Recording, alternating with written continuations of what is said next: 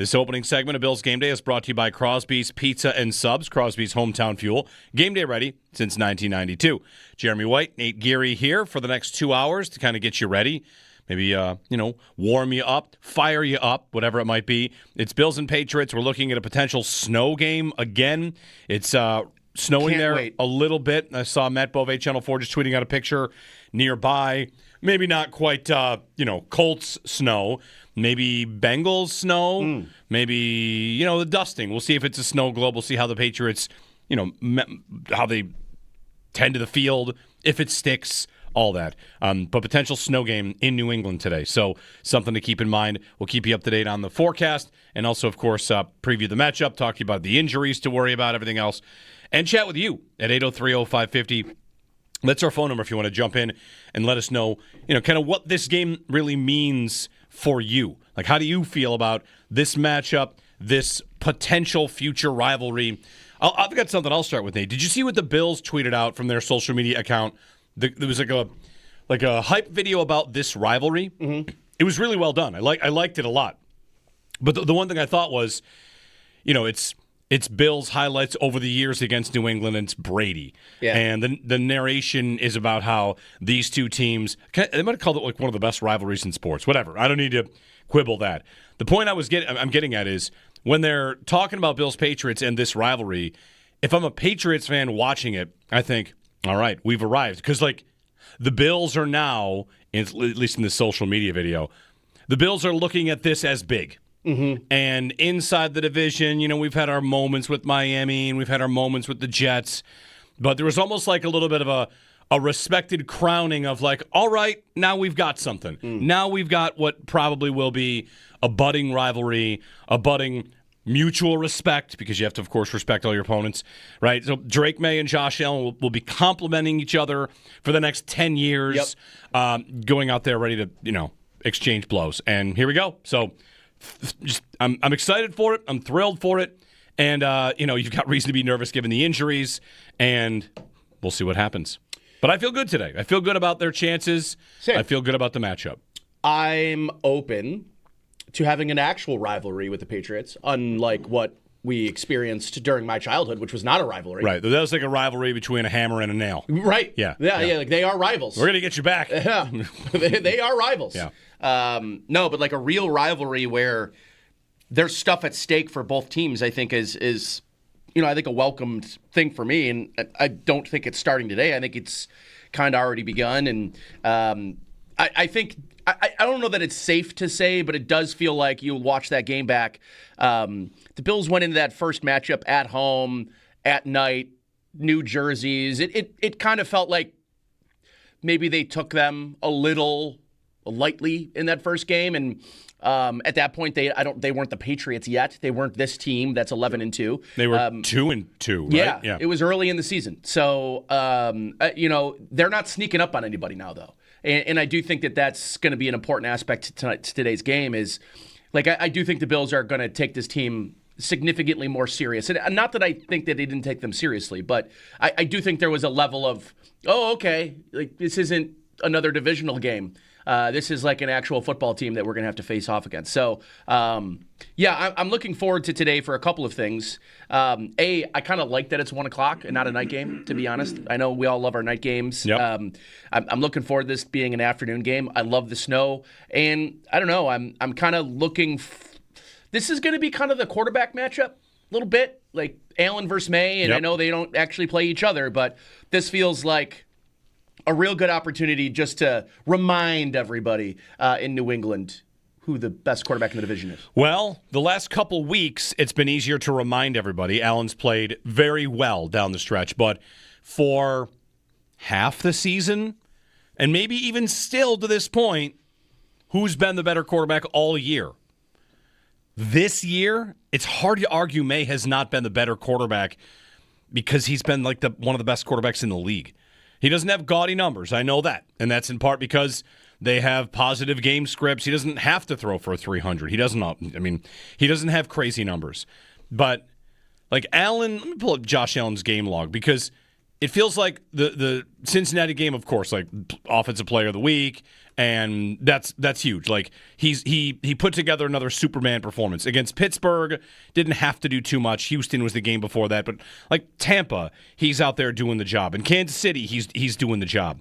Like for Allen, he's got 3 touchdown passes in 2 of his last 4 games, which is something that and only happened once prior to that. So I don't need to make it necessarily about the statistics, but Maye has been really good. And that's, to me, one of the most interesting angles of this game is if you'll allow me to write off last year as, like, he did play, but he was in, what was it, Alex Van Pelt's offense for Gerard Mayo. Like, okay, whatever. That happened. Yeah, and he still showed promise. Yes.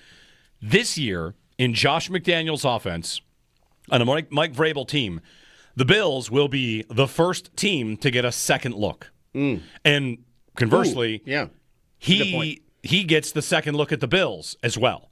He's not had a second look at the Jets or the Dolphins yet. Those matchups come up later. So, you know, when you're a young quarterback, teams are going to get you on tape like, all right, let's see what you do if we do this, or let's see what you do if we do that.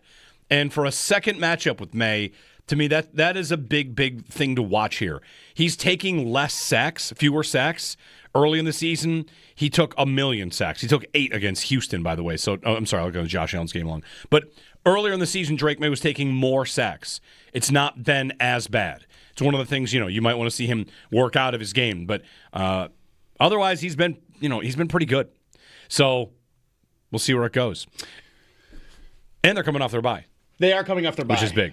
I've been doing a lot of, watching and preparing this week for this game, and hearing people talk about Drake Maye, this offense, and just kind of how Josh McDaniels is taking the training wheels off a bit for Drake Maye, and how their passing concepts and kind of what they're letting Drake Maye do. I think has been, to me, the impressive part of kind of seeing him more than just in a game against the Bills, where he had a couple of really big throws in that game. Josh Allen type throws, right? Like outside the pocket, outside structure. Yep. And, I think in this game, if you're Bobby Babich and Sean McDermott and in your preparation for this game, I mean, you got to be thinking that you kind of have to defend Drake Maye like teams defend Josh Allen, which is, we can't let this guy break contain in the pocket. We've got to sort of hem him in. And again, this isn't meant to sound like I said this yesterday.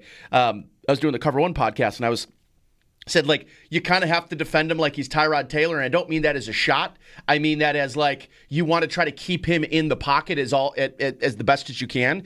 He can still and probably will beat you a number of times from the pocket, but what you don't want to do is give Drake Maye in this offense and Stephon Diggs. I mean, the play that everybody remembers from the throw to the sidelines is just, Drake Maye breaking contain on the Bills' defensive line. I think it was Joey Bosa rolling out to his right and throwing one at the sidelines for Stephon Diggs. And, like, if the Bills are going to find ways to get off the field against this Patriots offense, they're going to have to make sure that Drake Maye can't extend plays and be off structure, because I think that's where he's the most deadly.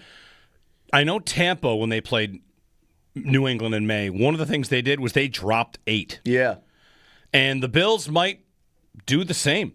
They might do the thing where they drop 8 and have their rush 3 with a mirror spy, right? Where you have your 4th lineman or whatever. It's a linebacker in a spot where, is it a green dog, Nate? Is it a green dog?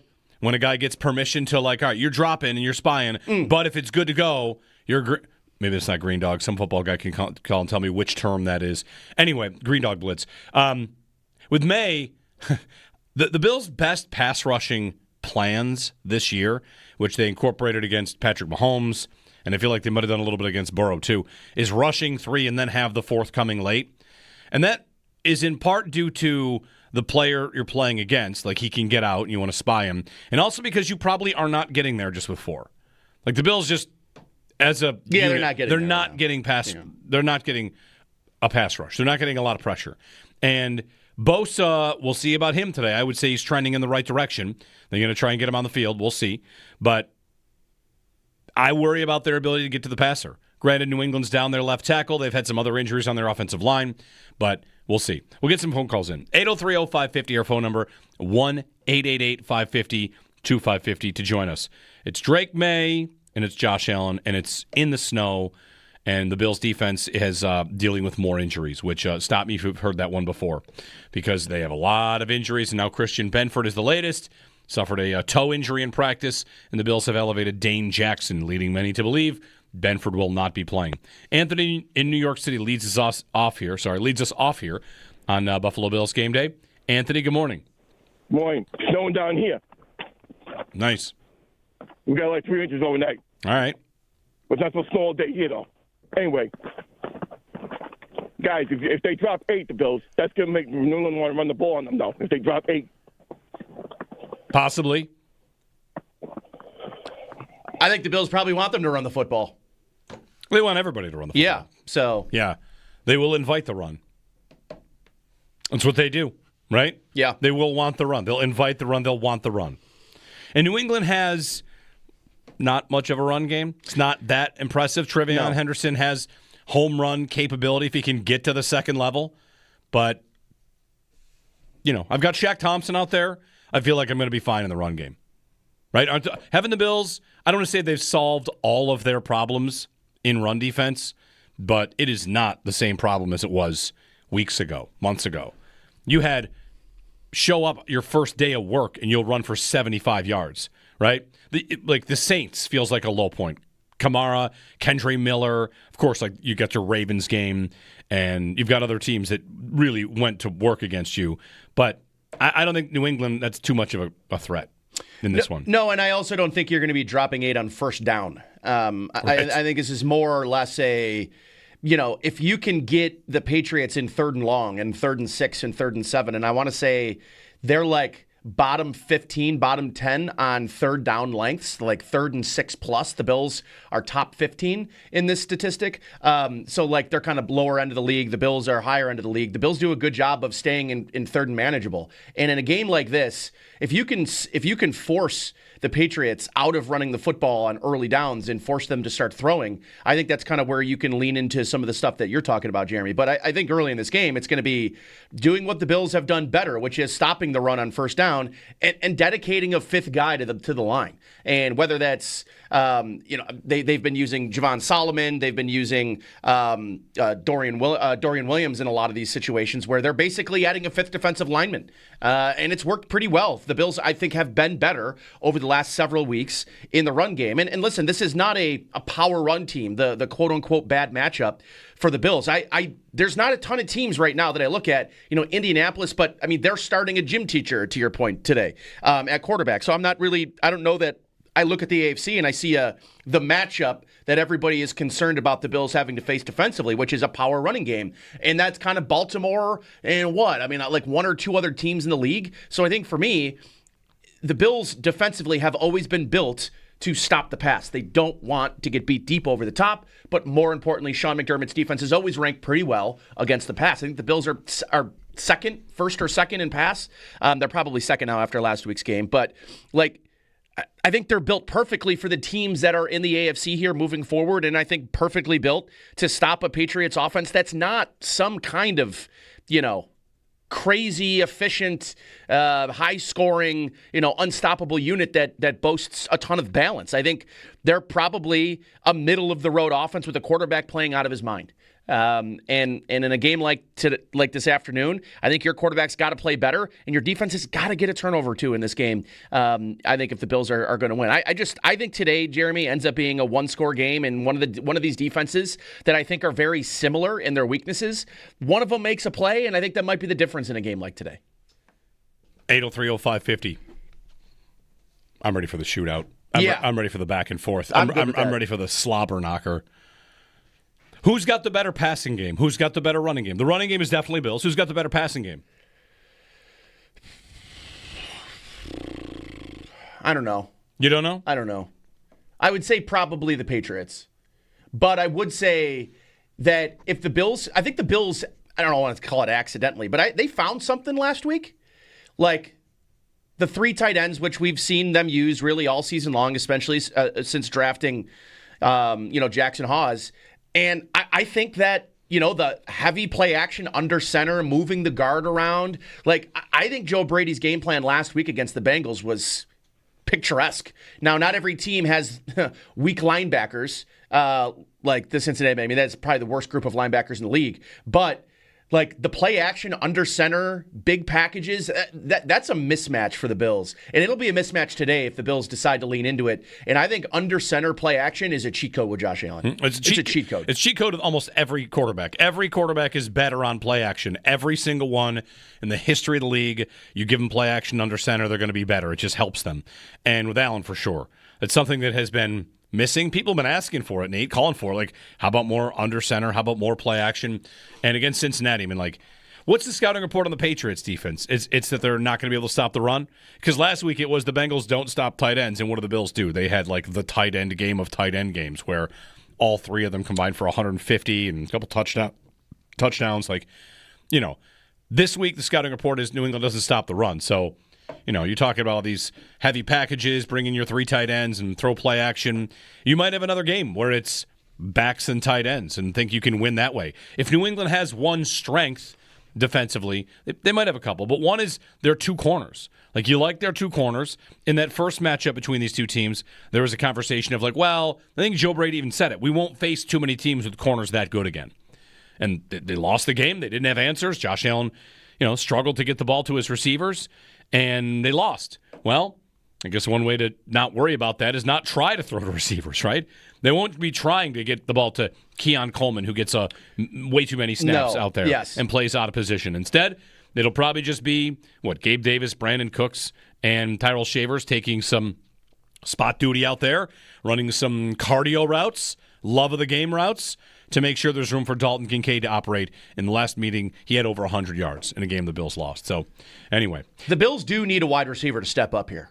Like, as they get into the playoffs, I don't know if it's Brandon Cooks, I don't know if it's Josh Palmer. It'd be nice if it was Josh Palmer. He's been kind of their... When you say that, you mean they need an outside receiver to do it. Yes. They're going to need... right. Can they win if they don't ever have someone on the outside? I don't know. It's very difficult. It's impressive. It's very difficult because you just become a little bit too one track. And if the Bills can only really beat teams over the middle of the field with their tight ends and running backs, they're much easier to defend. And they need help. They need someone on the outside. I mean, you saw it for a brief moment. And I know since then the Tampa Bay defense hasn't been like world beaters or anything, but you saw in that game when Mecole Hardman goes over the top of the defense early in that game, it just opened up the secondary for the Bills to be able to hit the intermediate parts of their passing game. And I think without that they don't. And I'm not telling you I think, Mecole Hardman's going to be the savior of this offense or anything, but that speed element, and I think Josh Palmer brings that speed element on the perimeter, does so much for everything else in their game. So, I think we've got 3 targets for Brandon Cooks in his first 2 games. Mm-hmm. This is not going to be a game where I think you can solely rely on backs and tight ends and think you're going to win. I just think moving forward, someone on the perimeter has to step up. And the guy I think they should be giving more opportunities and opportunities to step up is Tyrell Shavers. I mean, now he's leading them in snaps. I think rightfully so. Mm-hmm. He does the dirty work that everyone in this offense, the offense according to the quarterback and all the hey, when you're out there and you're a receiver and you're blocking, you're going to get on the other end. You're going to get opportunities because you are doing the dirty stuff and you're doing the stuff that receivers a lot of times don't want to do, right? Be a linchpin in the run game. And I think he has been really good. I mean, that Pittsburgh game, he dominated at times as a run blocker. So, I'm happy that he's out there. I'm happy he's a capable run blocker, but he might be your best weapon on the perimeter right now. And since he went 4 for 90, he's had 1 catch since the Tampa Bay game. 1. Yeah. Maybe on 1 target. That guy needs more. Maybe. It's funny how we always get context. The Tampa game was a high point for the Bills this year. And then did you see Kirk Cousins carve up Tampa? And without Drake London? I did. And I did think all right, by the way, maybe that's not such a good defense. I did start Kyle Pitts. Congratulations. Yes. Congratulations. And I had a buddy, he was at the bar that night, and I said, he's like, I got Brock Bowers. I'm a little worried. Kenny Pickett. And he looks, and Kyle Pitts available in free agency. Picked him up and put him in his starting lineup. Pitts won some people, but he also probably broke some people on Thursday night. Sure. Broke them. Yeah. I had to break the news to my wife that her fantasy team that I, co-manage, number one seed in the first round of the playoffs. She played against Kyle Pitts. That's it. Yep. A lot of 6 and 7 win teams. That's tough. Rob in Connecticut. Hey, Rob, what's up? Hey, Jeremy. Hey, Nate. What's going on? One of the things I was thinking about, the media out in Boston and a few fans and the Patriots, they can't understand how we're favored in this game, right? You know what? Let them. That's my word to them is let them underestimate us. They're in for a rude awakening. This is a game that we're not going to lose. I just have confidence in this game. So let them underestimate the Bills. And also, I'm going to change a letter from M to J. Not must win, just win. That's what we need to do. Just win the game and continue moving forward. But let them underestimate the Bills. Thanks, guys. Thanks, Rob. The Patriots are definitely not doing that. Like, Patriots fans wanting their team to be favored at home, I think are just thinking, we've won a million games in a row and we already beat this team. Can we be favored at home? But the Patriots themselves are definitely not underestimating the Bills. And, fans underestimating the other team. Aren't Bills fans underestimating New England? All I've heard all week is how, you just turned it over 3 times. I've heard it from somebody sitting in the room with me. Oh, they just turned it over 3 times. That's it. This is it. Yeah, they're not that impressive. It's not a fluky loss for the Bills. They turn it over in a lot of games. They do. So it's not like it was their one game where they turned it over a couple times. Their offense kind of went to sleep in that game. That's not unusual, right? Their offense, whatever. Their defense couldn't stop a quarterback in Drake Maye who went 13-14 in the second half. Whatever. I think these teams not equals? Very close. Are they? I think they're. How close are they? How far apart, I should say, are they from being equals? If it was, imagine this is season 1 of Josh Allen v. Drake Maye, and you've never seen anything before this season. You'd say these teams are equals. A lot of what we do in the NFL, I think, this is my opinion, I've arrived at it this year especially, because this is how the Chiefs can be 6-6 and still I think if they get in the playoffs, watch out. Everybody beats the Chiefs this year, but if they get in, what are they going to be? Favored on the road in their first game. They will be scary. Right. I mean, they have the aura about them. The Colts can be 8-2, and it's like, I don't believe in it because Daniel Jones isn't real. Like, we base so much of what we think about these games on previous years. Yep.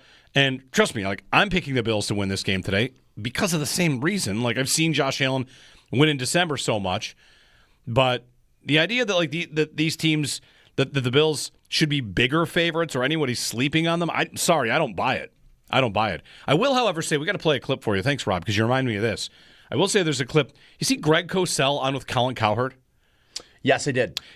Greg Cosell, who comes on One Bills Live each week, I think he's a great analyst. He went in on the Bills just not being good. Yes. And I was kind of shocked. So was I. There seems to be a budding. And listen, it's almost like around here we can talk about this. How it's so funny. The roster might have some warts. You got some problems. We are allowed to talk the trash. That's right. Yes. We're in this stew every day. I don't know what I like. The defensive line's a problem. Linebackers kind of in flux. Of course, the receiver conversation, and they've got some good players. But then Greg Cosell's like they're just not very good. He called Khalil Shakir a wide receiver 3, and said they're just not very good. They kind of have to coach. They have to out-coach their talent. And that seems to be something that is gaining steam. Now, not saying it's not true, but if the Bills lose today, that will be, I believe, the fundamental, the main takeaway about this franchise. Get ready for it. Get ready for the Bills are holding back Josh Allen if they lose today. You might even get it if they win today if he has to do it all by himself. I also think indictments. It seems like that is growing very quickly. There's a growing sentiment. I agree. And it was funny because I kind of had a tweet that I was going to respond to and quote tweet that specific video from Cowherd. Like, listen, buddy, we and not to say that Cosell watches a lot of Bills film. He does. So I'm not here to tell you that I think that guy doesn't watch film, so he can't have an opinion. One of his takes is that the Bills, offensively, it only works when they really scheme it. They really have to scheme it. They don't just win on a guy wins. No, that's right. That is right. Other than Josh. That is right. Right. And that's also why I think there's so much pressure on Joe Brady. And there's not a real big margin for error on this offense. Yeah. Joe Brady can't have an off day. No, that's right, because the defense is got its problems, and they're playing a quarterback that probably is going to put up, 24 At to least. 28, you would think? I think at least. 8030550. Part of what Cosell is saying is give the coaches some more credit, which I think is also a growing sentiment. It's one that I tend to share, especially on the defensive side of the ball. We'll get to that. We'll keep talking with you. 8030550. It is Buffalo Bills Game Day.